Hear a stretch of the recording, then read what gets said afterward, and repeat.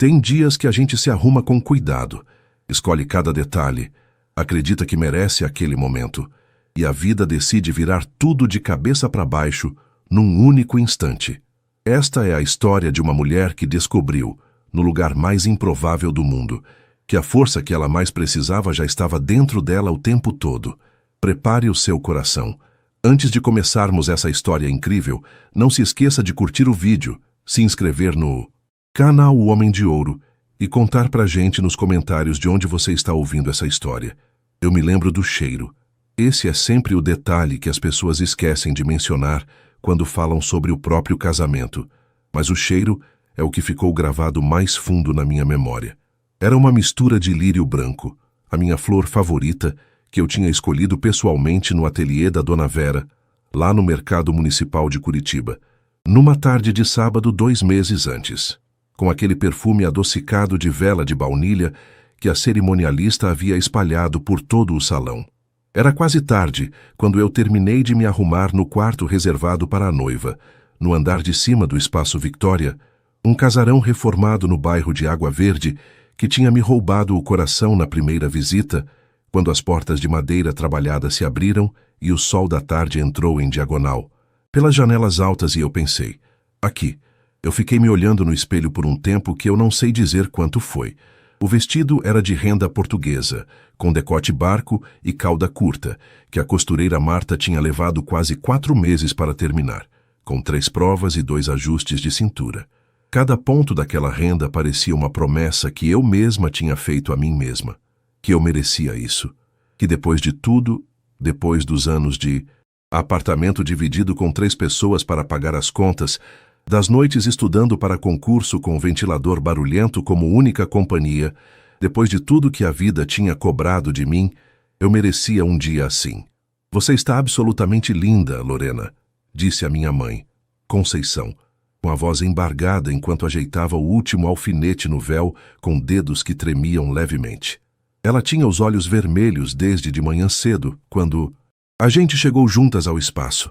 Minha mãe não chora fácil. Nunca chorou em filme nenhum que eu lembre.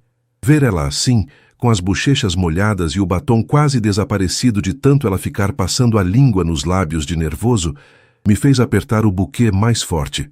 O buquê. Lírios brancos mesclados com eucalipto cinza e uma fitinha de cetim cor de marfim que Jaqueline tinha escolhido junto comigo.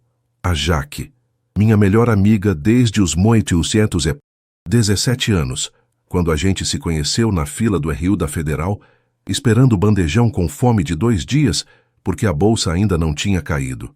Ela tinha me emprestado R$ 20 sem me conhecer, só porque me viu com cara de quem não ia aguentar mais uma aula de cálculo sem comer.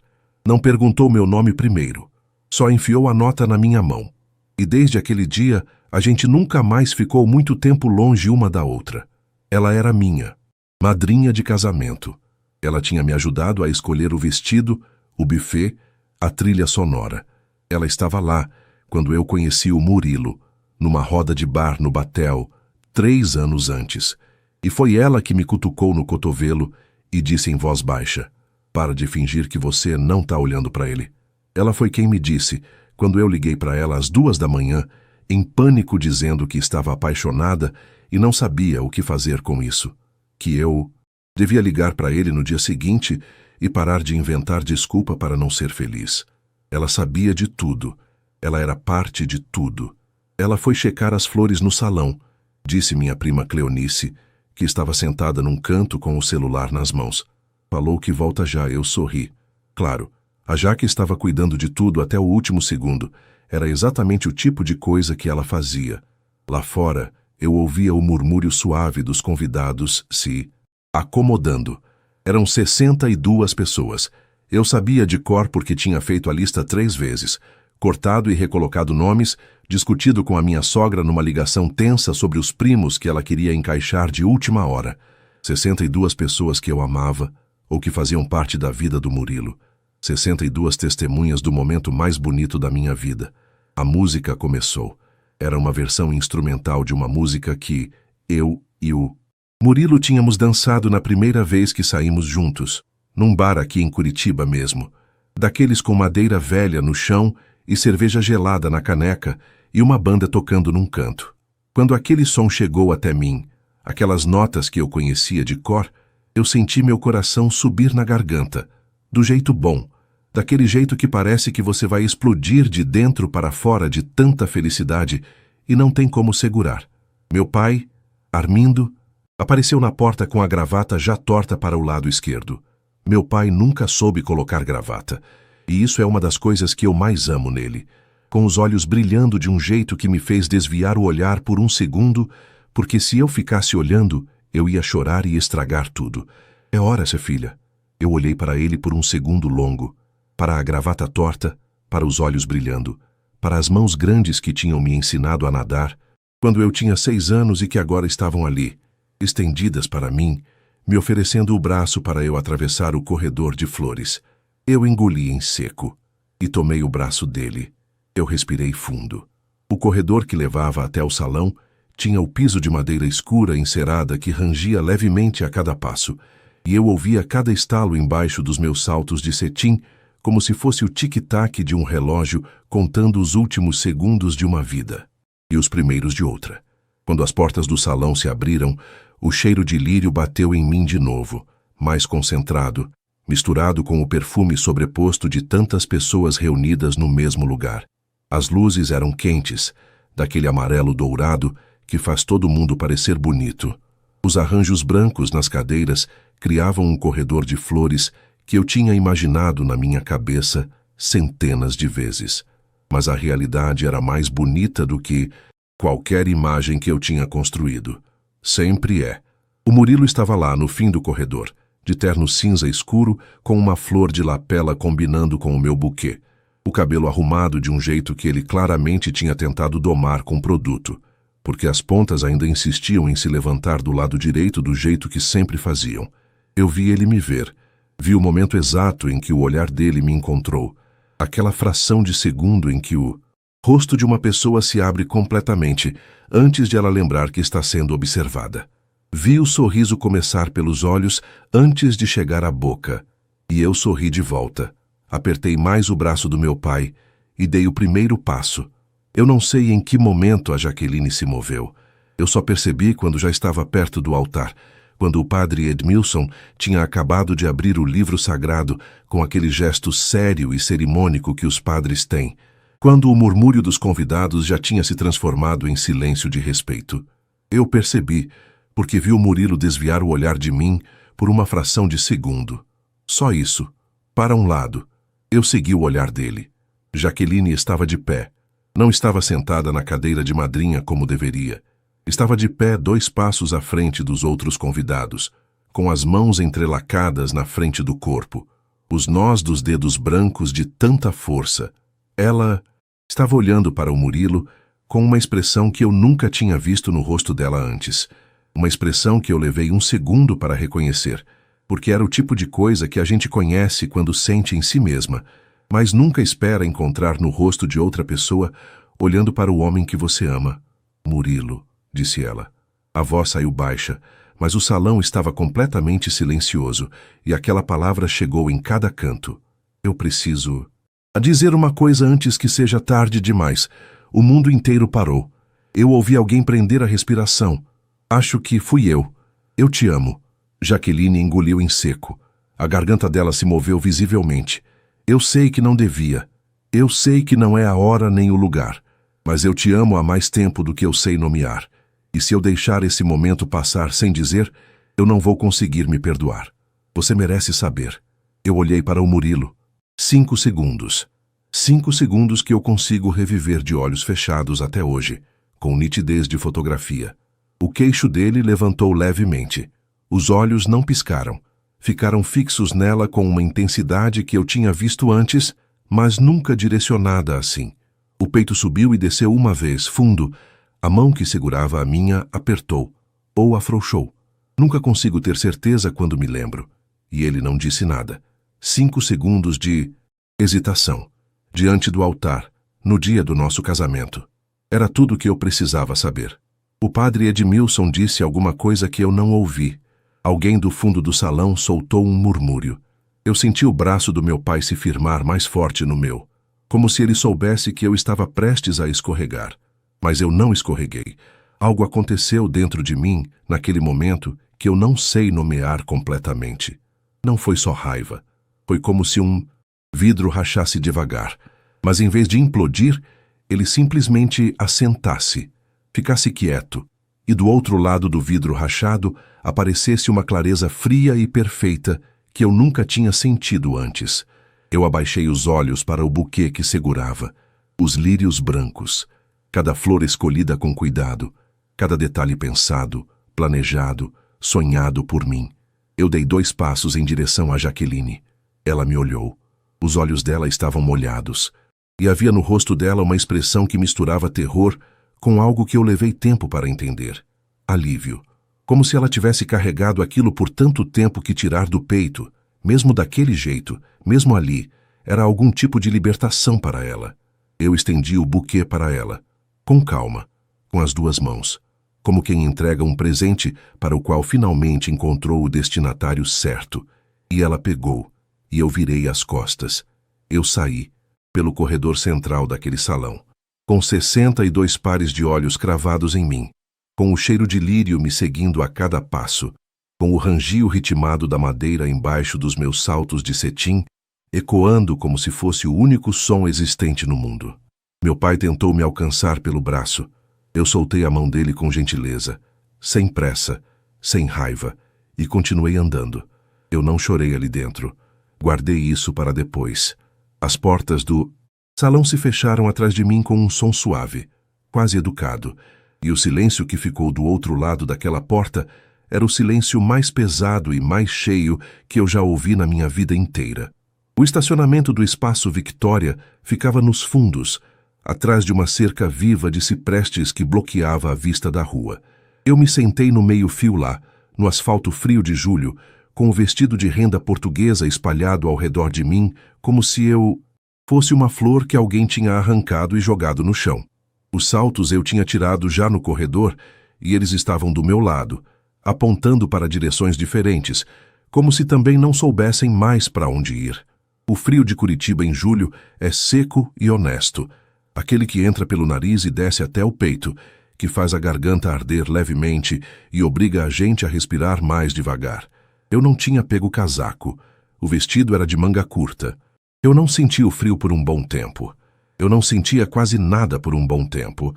Era como se o corpo tivesse entrado num modo de emergência que desliga os sentidos não essenciais para economizar energia para o que realmente importa. Meu celular começou a vibrar uns 3 minutos depois que eu me sentei. Primeiro foi a minha prima Cleonice, depois minha mãe, depois um número que eu não reconheci. Devia ser alguém do salão que tinha pedido meu contato para alguém, depois o Murilo.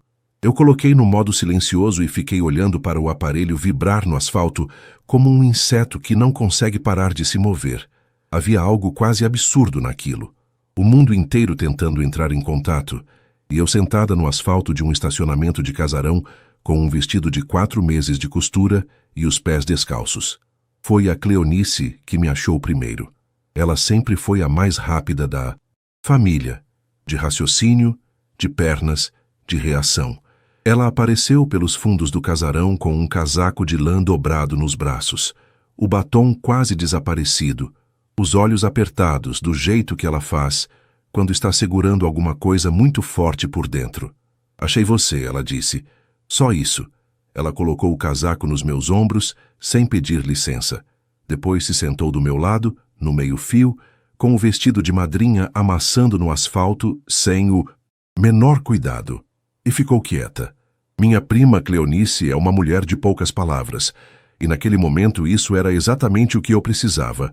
Alguém que ficasse presente sem tentar transformar o meu silêncio em conversa, sem precisar preencher cada segundo com conforto que ainda não tinha lugar para pousar. Fiquei assim por quanto tempo? Não sei. O céu de Curitiba naquela tarde de julho era daquele cinza azulado de final de tarde de inverno, o tipo que parece a capa de um livro antigo. Eu olhava para ele tentando entender o que tinha acontecido. Não no sentido prático, no sentido emocional. Como é que você entende, de dentro, que o chão que estava embaixo dos seus pés por anos simplesmente não era o que você pensava que era? Você sabia de alguma coisa? Eu perguntei, sem olhar para a Cleonice. Ela demorou um segundo para responder. Esse segundo me disse tudo. Antes das palavras, eu vi a maneira como ela olhava para eles umas 2 vezes.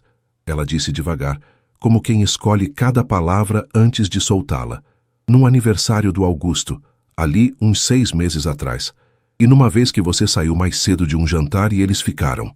Mas eu pensei que era coisa minha, que eu estava projetando. Não era coisa dela. Lá dentro, eu podia imaginar o caos com alguma precisão cruel. 62 pessoas. Num salão de casamento sem noiva, com o noivo que ainda não tinha saído para me buscar, com a madrinha segurando um buquê que não era dela no meio do corredor. Eu imaginava o murmúrio, aquele tipo específico que acontece quando um grupo de pessoas presencia algo que nenhuma delas sabe como nomear. Imaginava os celulares levantados, porque somos assim, nós humanos, queremos registrar tudo antes de sentir. Imaginava a sogra com a mão na boca. Imaginava o padre Edmilson tentando encontrar alguma palavra adequada para aquela situação, porque ele claramente não tinha treinamento para isso no seminário. O Murilo apareceu uns 15 minutos depois de mim. Eu o ouvi antes de vê-lo. Eram os passos dele no asfalto. Ele tinha esse jeito específico de andar levemente apoiado no calcanhar que eu aprendi a reconhecer nos 2 anos que a gente compartilhou os mesmos andares de madeira. Eu conhecia o barulho dos passos dele, conhecia o barulho da respiração dele de manhã, conhecia o estalar discreto dos dedos que ele fazia quando estava nervoso e nem percebia. Ele parou a uns 3 metros de mim. Eu não me levantei, não virei para olhar. "Lorena", ele disse. A voz estava estranha, com aquela textura que as pessoas têm quando sabem que não têm argumento, mas precisam dizer alguma coisa assim mesmo, quando o silêncio pesa, mais do que a fala errada. Não precisa explicar nada agora, Murilo. Eu preciso sim. Aquilo não foi o que pareceu. Aí eu virei, eu olhei para ele, e eu vi, no rosto dele, exatamente o que eu não queria ver. Não culpa, não remorso, confusão genuína. Como se ele próprio ainda não soubesse com certeza o que queria, e essa dúvida ainda não estivesse resolvida nem depois do que tinha acabado de acontecer. 5 segundos e meu, disse, baixinho. No altar, no nosso casamento, você ficou 5 segundos sem conseguir dizer que me amava mais do que ela. Não foi o que pareceu?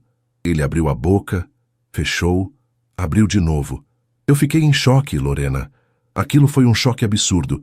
Eu nunca esperava que ela fosse fazer aquilo ali. Murilo? Eu disse o nome dele com uma calma que surpreendeu até a mim. Você ficou 5 segundos hesitando.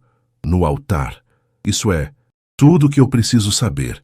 Ele ficou quieto. Cleonice estava de pé ao meu lado agora. Ela não tinha dito nada. Só estava lá, firme, como uma parede que aparece do nada quando você mais precisa. A Jaqueline, eu disse, olhando para o Murilo. Faz quanto tempo você sabe que ela sente isso? Lorena, não estou perguntando se aconteceu alguma coisa entre vocês. Estou perguntando faz quanto tempo você sabe dos sentimentos dela. E faz quanto tempo você ficou em dúvida. O silêncio dele foi mais honesto do que qualquer palavra que ele poderia ter dito. Houve uma pausa que durou tempo suficiente para me confirmar tudo. Eu me levantei, peguei os saltos do asfalto, coloquei o casaco que a Cleonice tinha me dado mais firme nos ombros.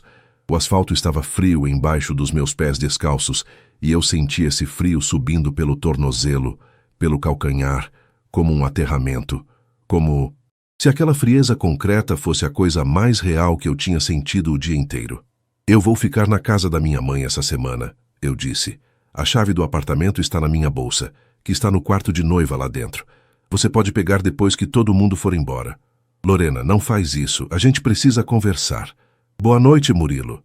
Eu e a Cleonice saímos pelo portão lateral do estacionamento. Ela tinha pedido um carro enquanto eu ainda conversava com ele. Eu só percebi quando vi os faróis pararem na rua lá fora. Eu entrei no banco de trás. Cleonice entrou do outro lado. E quando o carro começou a andar pelo asfalto de água verde, quando as luzes da rua começaram a passar pela janela, num ritmo constante e uniforme, aquela coisa que eu tinha segurado desde que saí daquele altar começou finalmente a escorrer. Eu chorei o caminho inteiro, até a casa da Pilsma, minha mãe. No portão. Chorei sem fazer barulho, que é sempre o pior jeito de chorar. Aquele que dói mais porque não tem para onde ir e fica circulando por dentro. Cleonice ficou segurando a minha mão durante todo o trajeto sem dizer nada. E eu serei grata a ela por isso pelo resto da minha vida. A casa da minha mãe cheirava a almôndega. Ela tinha feito, antes mesmo de saber o que tinha acontecido, antes de eu ligar pedindo para ficar, por um desses instintos maternos que não tem explicação racional, a minha comida favorita de infância.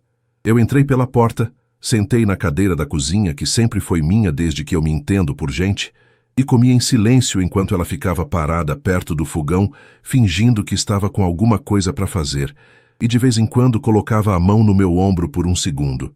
Na semana que se seguiu, eu aprendi algumas coisas que eu preferia não saber. E aprendi também algumas que eu precisava saber e que só a dor ensina.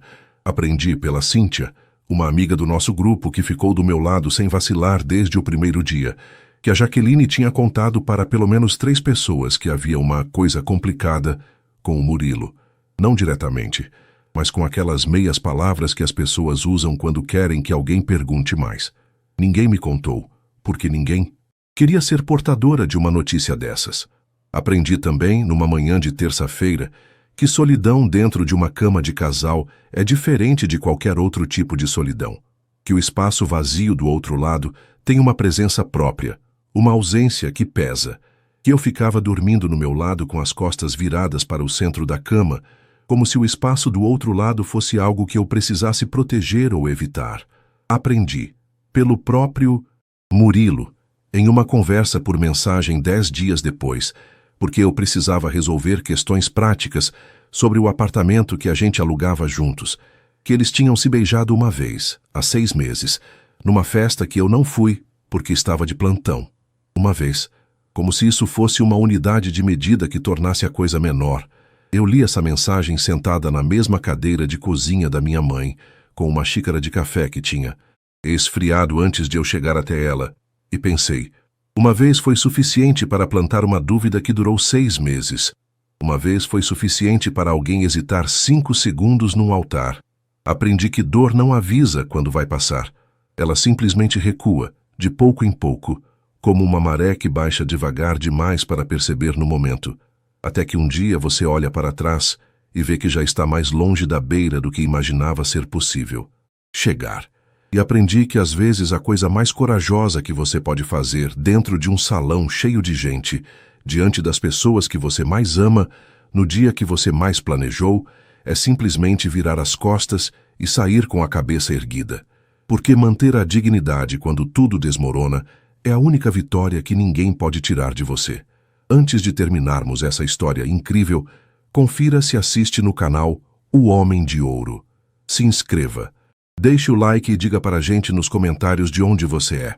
3 meses depois do casamento que não aconteceu, eu estava morando num apartamento de 1 quarto no Rebouças, num prédio com janela voltada para a rua Brigadeiro Franco, de onde eu ouvia o barulho do tráfego todas as manhãs enquanto tomava café. Era um apartamento pequeno que eu tinha alugado no meu próprio nome, com os meus próprios documentos e a minha própria renda. Parece óbvio escrever isso assim. Na época, não parecia.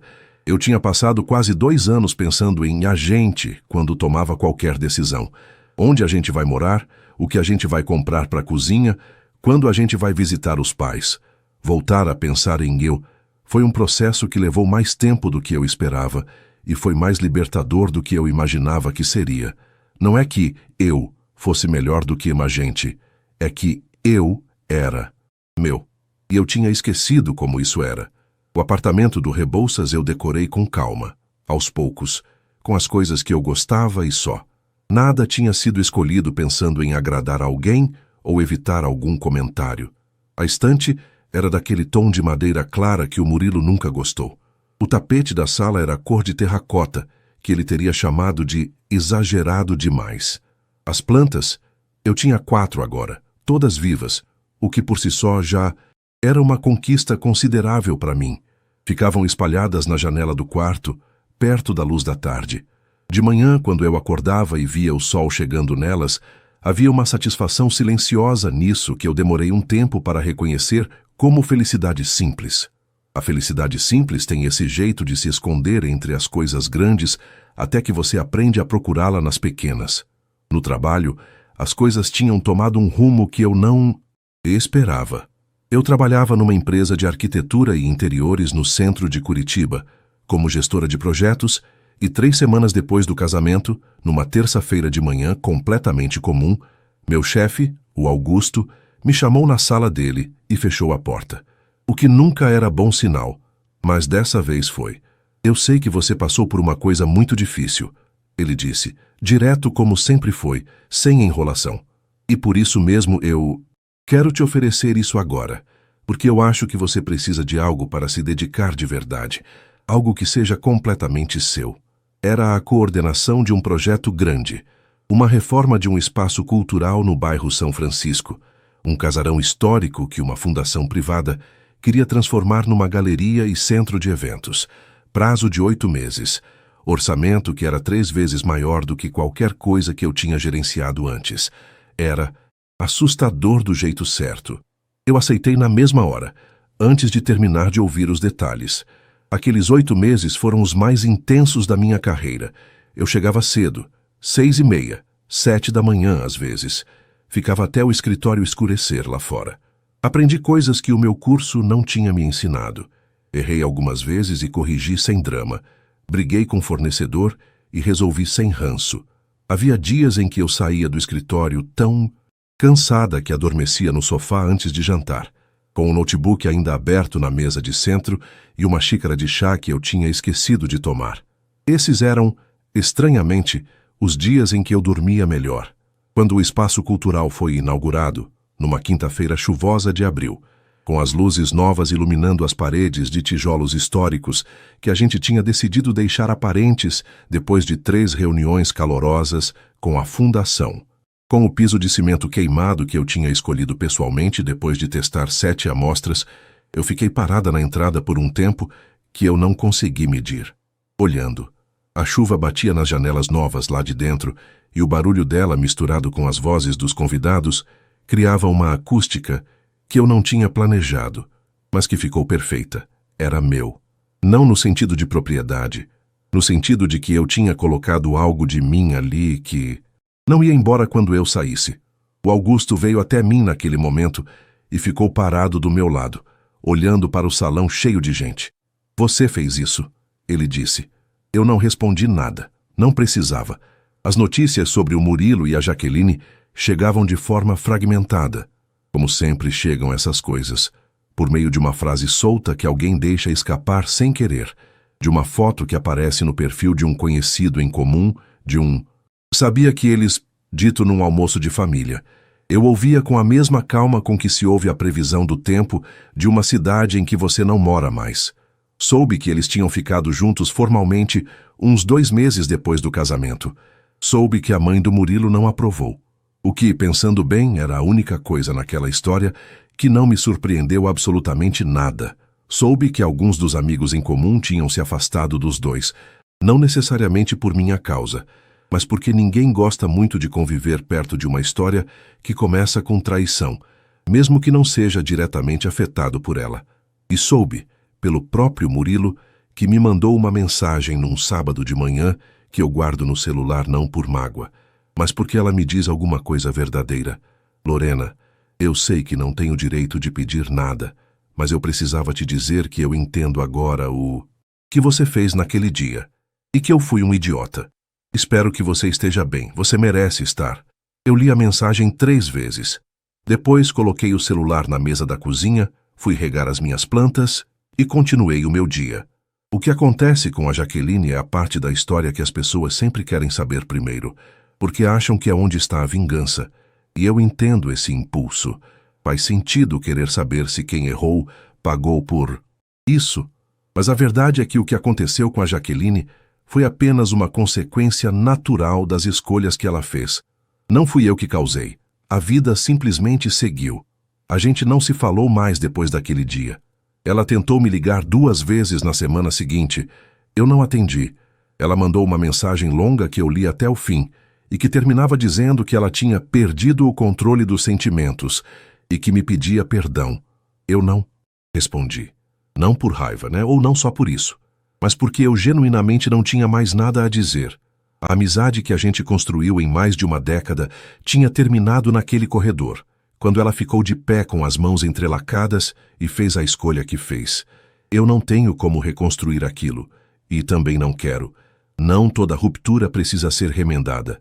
A cena dramática, a humilhação pública, o momento cinematográfico em que eu apareço triunfante, não aconteceu do jeito que as histórias costumam prometer.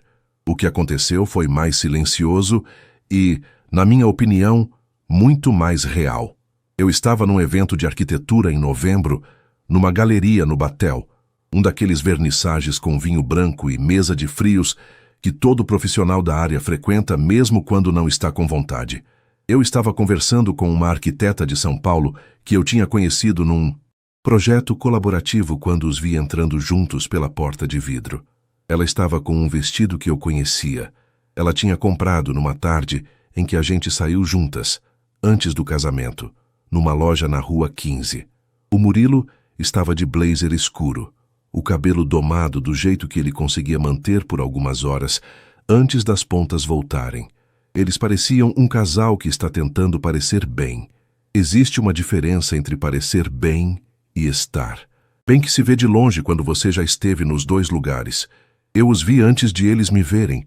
E sabe o que eu senti? Nada que eu esperava. Nenhuma raiva queimando no peito, nenhum nó na garganta, nenhuma vontade de me esconder atrás de alguém ou de sair antes que eles me vissem. Eu senti que eram duas pessoas que eu conheci um dia, que fizeram escolhas ruins e que estavam vivendo dentro das consequências dessas escolhas. E que aquilo não tinha mais nada a ver comigo. A Jaqueline me viu primeiro. Ela ficou imóvel por um segundo. Eu vi o instante em que o corpo dela registrou minha presença antes da cabeça saber o que fazer com isso. Eu dei um passo na direção dela, sem pressa, sem drama, e disse: "Oi, Jaque, tudo bem?" Ela disse que sim, com uma voz pequena que eu nunca tinha ouvido nela antes. O Murilo ficou próximo, com aquela expressão de quem não sabe onde. Colocar as mãos num momento como esse. Eu disse oi para ele também. Cordial, breve, natural. E voltei para a minha conversa com a arquiteta de São Paulo, que estava me explicando sobre um projeto em que ela queria minha consultoria. Eles ficaram mais meia hora e foram embora cedo. Eu fiquei até o final. Tomei um segundo copo de vinho e saí pelo Batel naquela noite de novembro, com o casaco aberto, porque o vento estava bom e o ar estava daquele jeito nítido de Curitiba no fim do outono. Aquele que faz a gente enxergar as luzes da cidade com uma clareza que o verão não dá. No caminho de volta para o Rebouças, passando pelas ruas do Batel, com o casaco aberto e os passos no ritmo do vento, eu pensei em tudo que aquele dia tinha sido um ano antes. A lista de convidados, as flores, o vestido, o cheiro de baunilha. E pensei em tudo que aquele dia era agora. Uma noite de novembro boa, com vinho razoável e uma conversa interessante com uma arquiteta talentosa que me queria num projeto. Eu parei num posto para comprar um achocolatado gelado, um hábito que tenho desde a faculdade e que o Murilo sempre achou infantil. Bebi na calçada olhando para o tráfego na Brigadeiro Franco e sorri, do jeito que se sorri quando você percebe, de verdade, que está bem. O buquê de lírios que eu dei para a Jaqueline, naquele dia, ela jogou fora. Eu soube por uma amiga comum que ela ficou segurando no salão por um tempo, sem saber o que fazer, e que as flores murcharam antes que alguém pensasse em colocar água. Lírios não duram muito fora da água, mas eu fico pensando que talvez aquilo tenha sido o presente mais honesto que eu poderia ter dado. Não as flores, o que elas significavam. Você pode ficar com isso. Eu não preciso mais. Esse foi o final. Espero que tenha gostado. Um abraço do Homem de Ouro. Até a próxima.